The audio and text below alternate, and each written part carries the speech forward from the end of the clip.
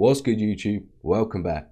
Thank you for clicking onto this reaction. I hope you're looking forward to it just as much as I am. If you haven't already, head over to the content creators page. That link is in the description box down below.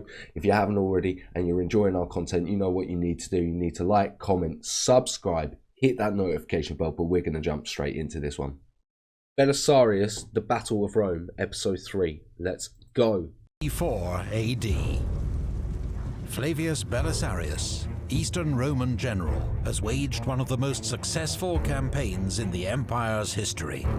The complete reconquest of North Africa in just 6 months, almost without loss.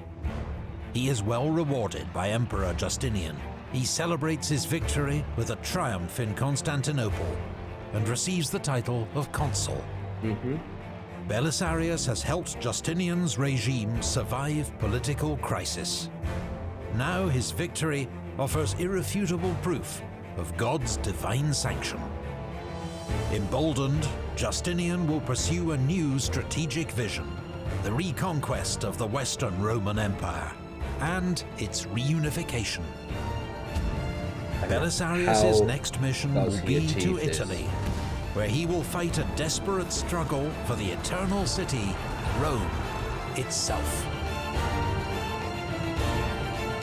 Let's jump straight into it. 60 years have passed since the Western Roman Empire fell to barbarians. Only 60 years, okay. Many kings emerged to rule over its shattered remains. Above them all towered Theodoric the Great. Why was he great? With Eastern Roman approval, he'd led his Ostrogoth war bands from the Balkans into Italy. He overthrew and killed Odoacer, the man who'd deposed the last Western emperor, and forged his own Goth superstate. Theodoric, an Arian Christian, worked with the Senate in Rome and sought close relations with the Eastern Roman Empire.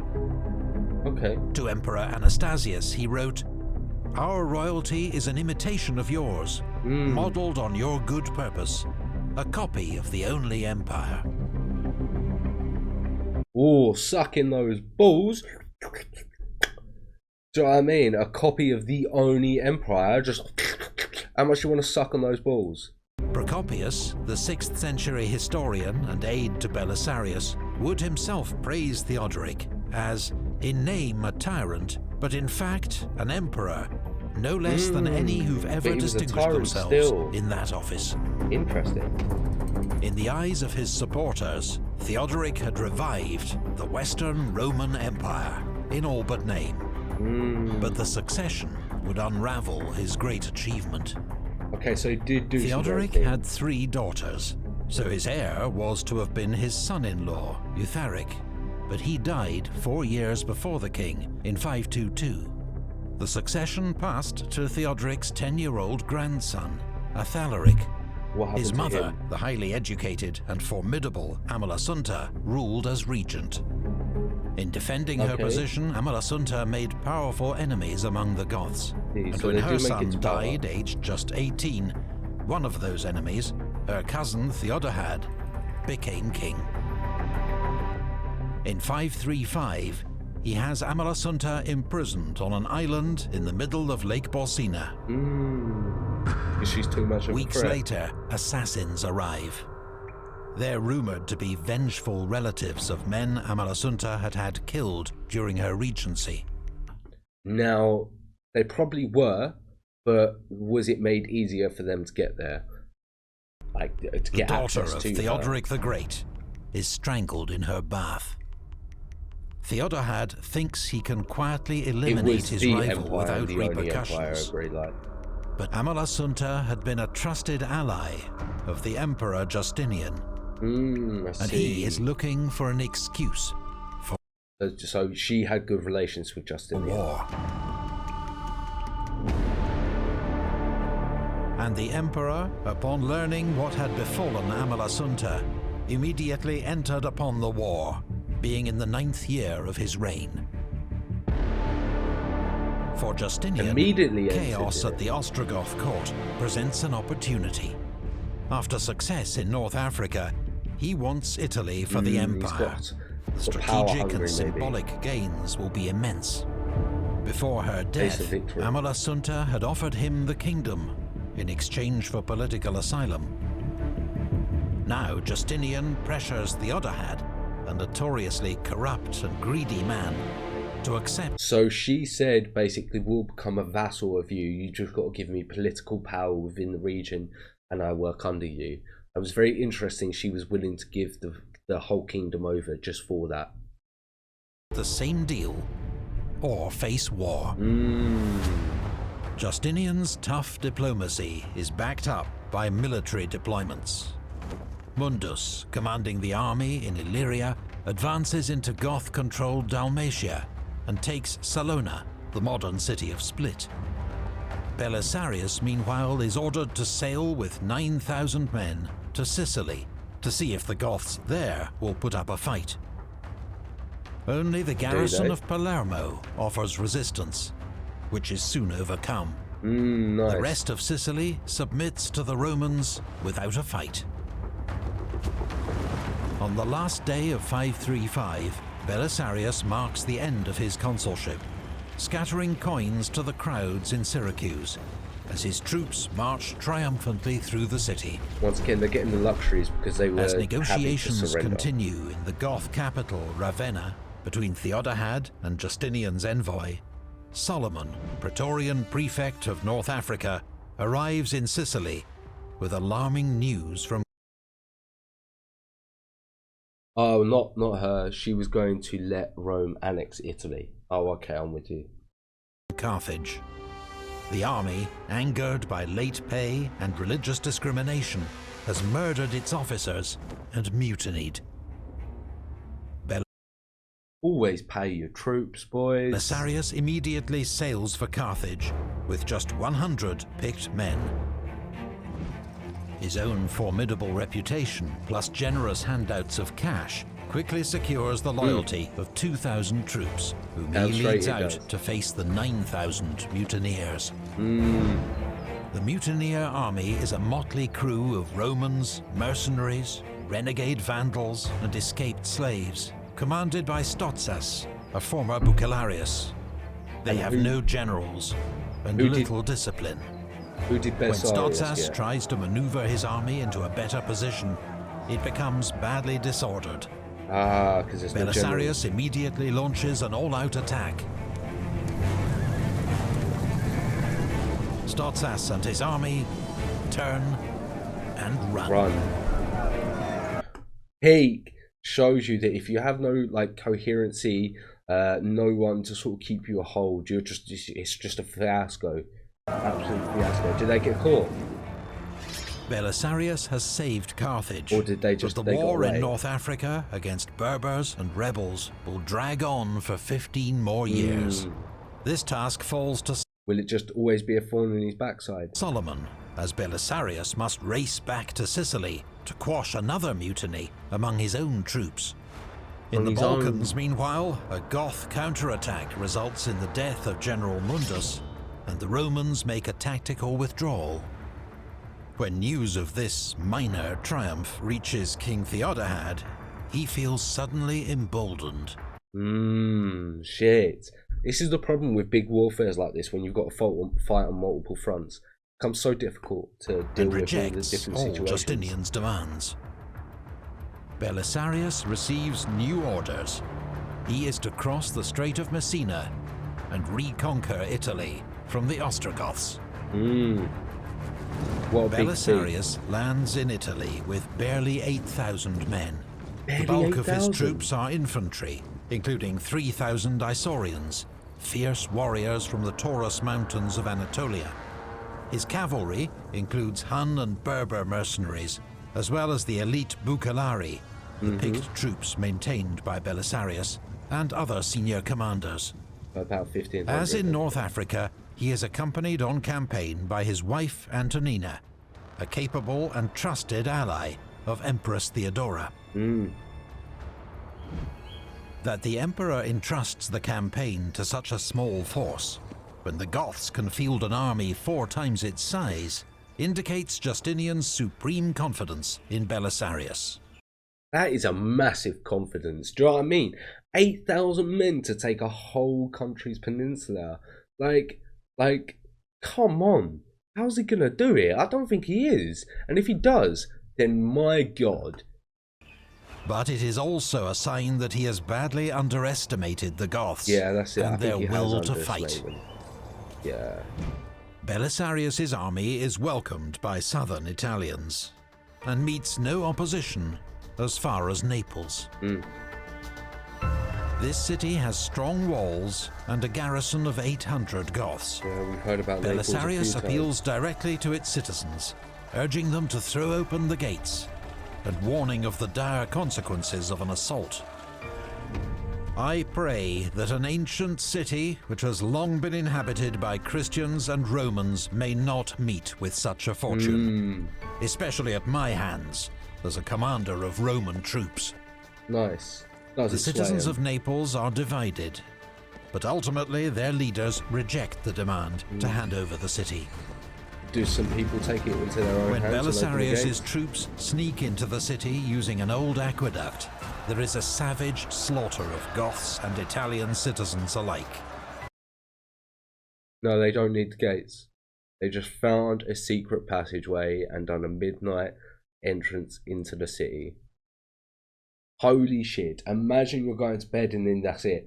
It all just erupts. You're fucked. You have nothing to do. Just until the general can restore bang order. one out and hope you live. The main Ostrogoth army has been standing idle 60 miles to the north. Theodahad, never suited to military command, and now unsettled by omens, does nothing to save Naples. It's his own death sentence. He is deposed and killed. Witigis becomes the new king of the Ostrogoths. He is in his 60s, but he's an experienced soldier who fought alongside Theodoric the Great. How's he going to do? He assumes that Belisarius must be leading a large army up from the south and wants more time to gather his forces.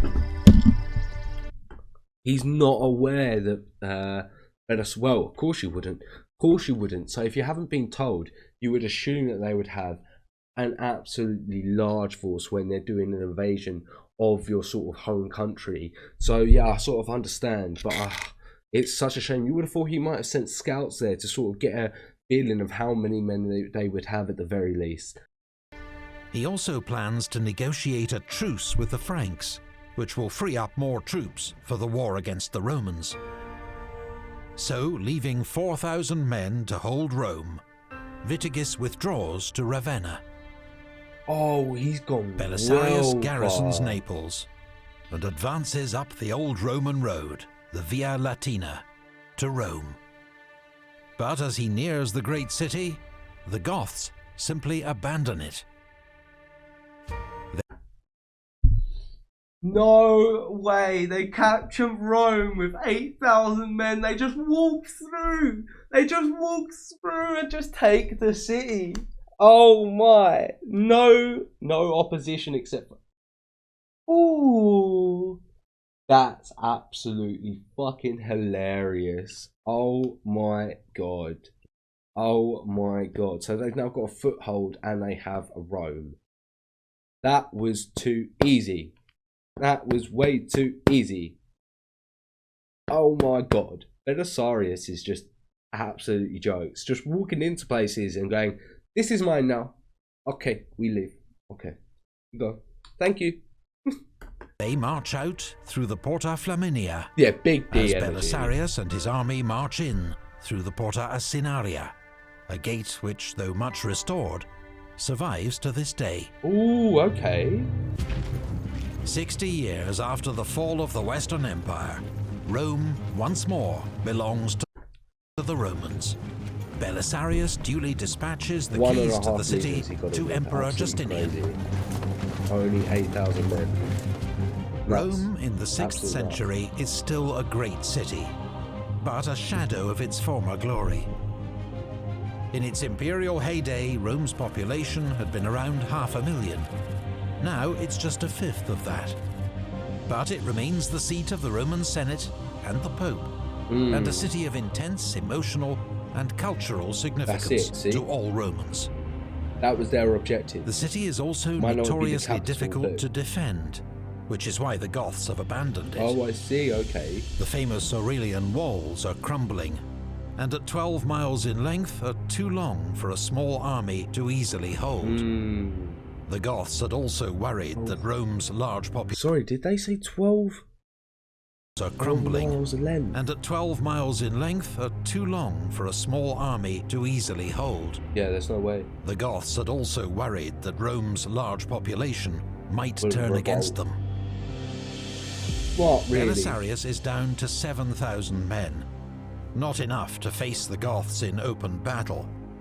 So he sends detachments to garrison key strongholds along the Via Flaminia, the road to Ravenna, which he hopes will delay the inevitable Goth advance. But he's going to get reinforcements, While right? in Rome, he and his men begin hurried preparations for a siege. Putting these men onto the wall, fixing it up, doing what they can. This is it. This is what they wanted, and they're going to hold it for as long as they can. Walls are repaired, and merlons are added. A deep moat is dug around the city. The granaries are filled with grain.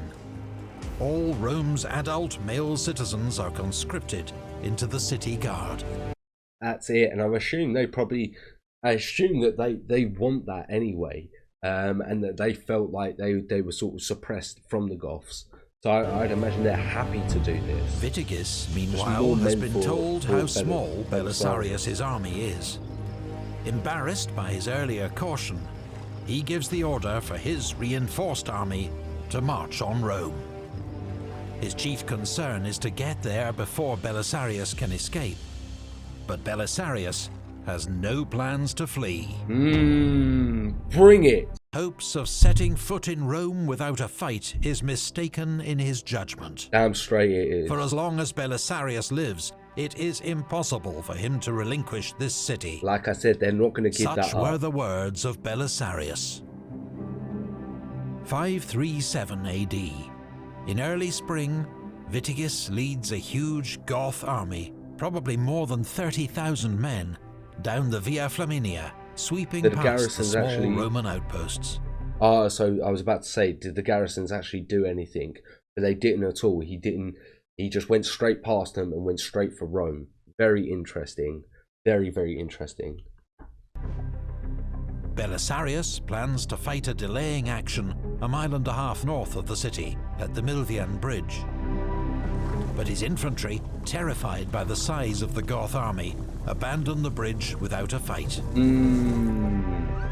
Oh no, is Belisarius starting to lose the power and the command he has over his troops then, if they weren't willing to defend that bridge? Be very interesting to sort of find out. The Goths, from what you're aware of, did not suppress any of the population. In fact, they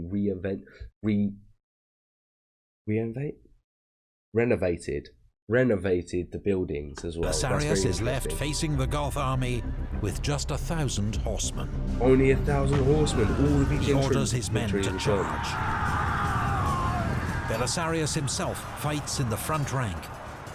Damn straight he does. Scores of men fall around him. Goth spears finally drive Belisarius and his men back towards the Porta Salaria. At first, its defenders don't recognize Belisarius, covered in dust and gore. They don't see him. Let him in. He's forced to launch. So he's not even allowed back into the gates. Launch another desperate charge to drive the Goths back from the walls. Finally, the gate is opened, and he and his men get back into the city. But do any of the Goths get in as well? The siege of Rome begins. The city is... Oh, that was intense. Imagine if he had got caught outside. Too large for Vitigis to completely surround. He builds 7 fortified camps north of the city and cuts the aqueducts that have supplied Rome with water for 800 years. There will be smart play, cutting off the water for the Roman city. No baths for the Romans, but the city's wells will still supply drinking water. Okay, so they still get that. There's just When Belisarius rejects calls to surrender, the Goths begin building rams, ladders and siege towers for a major assault. 18 days later, they attack. But wait, only 18 days later? Their inexperience in siege warfare is soon evident. Their towers are pulled by oxen. The Romans shoot all the animals, and the towers are left stranded. The Goths assault the city from multiple directions. The mausoleum of Hadrian, converted into a fortress, comes under heavy pressure. But eventually, the Goths are thrown back on all fronts. Nice, the Romans are just not giving this up That at night, all. the Romans celebrate a great victory, lighting fires and singing from the battlements. Are they celebrating too quick though? That's the question. Both sides prepare for a long siege. Belisarius is an inspiring presence in the city, active, calm and confident, even when others begin to despair. He has written to Justinian urgently requesting reinforcements. Now he oversees every aspect of the city's defense and supply. Nice, okay. He orders all non-combatants to travel south to Naples, so there are fewer mouths to feed. Smart. How many of the people are willing to actually do that, though? He has the keys to the gates, changed regularly, to reduce the risk from treachery. I didn't even think about that. That's so good. That's so smart. A simple thing that could save you so much. While his Berber mercenaries patrol at night with dogs to detect any surprise attack. His wife, Antonina, also takes an active role. When the Pope is suspected of conducting secret talks with the Goths, she demands, "Tell us, Lord Pope Silverius, what have we done to you and the Romans to make you want to betray us to the Goths?" The Pope is arrested and sent out of the city. They arrested the Pope and sent him out of Rome. Jokes. You have no power, old man. No power here. A month into the siege, Belisarius receives much-needed reinforcements. 1,600 cavalry, mostly Huns and Slavs, led by Martinus and Valerian.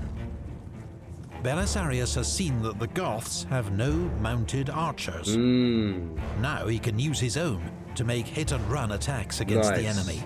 Smart. A few hundred horsemen will ride within range of the Goths, shower them with arrows, then fall back under. Just adapting his style of warfare for the Goths. Very smart. Covering fire from the city walls. Procopius counts 67 actions of this type, both large and small. Almost all are won by the Romans because of their superior cavalry. Nice. The victories raise morale and frustrate the enemy, but they will not break the siege. The situation deteriorates dramatically when the Goths take Portus, Rome's port at the mouth of the river Tiber, making it much more difficult to get supplies into the city. They now have to get all their supplies by road. We've sort of seen this in previous videos we covered. By September, 6 months into the siege, hunger and sickness begin to take hold. Even the army's mules are killed to make sausages. That happens all the time. The citizens of Rome beg Belisarius to stake everything on one decisive battle for the city. Stick with the siege. But he refuses, telling them, "You act as though you were playing dice and want to risk everything on a single roll. But it is not my custom to choose the short course over the best course." Impressive. Impressive. Smart. Use your head. Use your head. Don't risk it all. Very well played, Belisarius. Instead, Belisarius sends Antonina and Procopius to Naples, with instructions to use his authority to requisition all grain and every soldier who can be spared, and send both to Rome. Are they willing to do it? 500 men and a convoy of supplies are soon rolling up the Via Appia. They're followed by 1,800 cavalry reinforcements, who land at Dryas, modern Otranto. Yeah, but they're good. The Then cavalry. 3,000 Isaurians arrive at Naples aboard grain ships. Yes, he's getting those reinforcements, but once again, they are going to have to come by road and not sea. And travel on to Ostia by sea. Just spitting. After months of delay, like. the vast resources of the Eastern Roman Empire are finally coming to Belisarius' aid. That's it. That's what the garrison of Rome launch a series of diversionary attacks on the Goths. These allow the supplies, under Antonina's direction, to slip into the city. The threat of starvation is ended. Nice. It's the last straw for Vitigis. Nah, see, he's got to give up now. His own men have been camped outside Rome for almost a year, harassed by the... Almost a year the siege lasts. It's a bit of a shock to me now, just because it's not a long time for a siege, but it seemed like it happened so much more quicker in the video. You know what I mean? But I know that's sort of a short siege, but it seemed like it lasted longer within the enemy, themselves decimated by disease and hunger. The Ostrogoth king asks for a truce to open negotiations with the emperor. He offers Justinian all of southern Italy, but it is not enough. The initiative has swung to Belisarius. They've got the advantage. Belisarius has sent an elite force of 2,000 cavalry, commanded by John, north into Picenum, behind enemy lines. They're going to catch the capital, aren't they? When the Goths break the terms of the truce, Belisarius orders John to unleash hell. Almost all the Goth warriors are away on military service. Their farms and settlements are completely exposed. John sacks, burns and plunders at will, understandable, enslaving hundreds of Goth women and children. Romans are not harmed. Vitigis' uncle gathers... Smart in the way that he's just sort of trying to keep the populace that he could have loyalty with on his side. A small force to challenge John. They're no match for his Bucellari.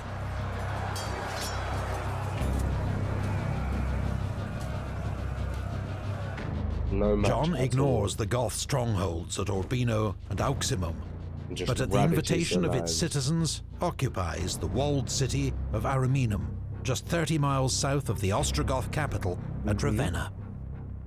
Vitigis has no choice but to abandon the siege and march north to defend the Goth heartland. Nice. Against the odds, under-resourced and outnumbered, Belisarius has triumphed in one of history's most... We need to take a second. What a great feat. What a great feat indeed. I said he wouldn't leave Rome. How fucking impressive. Most epic sieges. Well fucking paid, Belisarius. A siege that has lasted 1 year and 9 days. Because of him, the city of Romulus and the Caesars once more belongs to the Roman Empire. The war against the Goths in Italy seems to be entering its final phase. Belisarius' position appears unassailable. But, as every emperor knows, the history of the empire has been blighted time and again by the treachery of overmighty generals. Belisarius' victories are as glorious as any in Rome's history.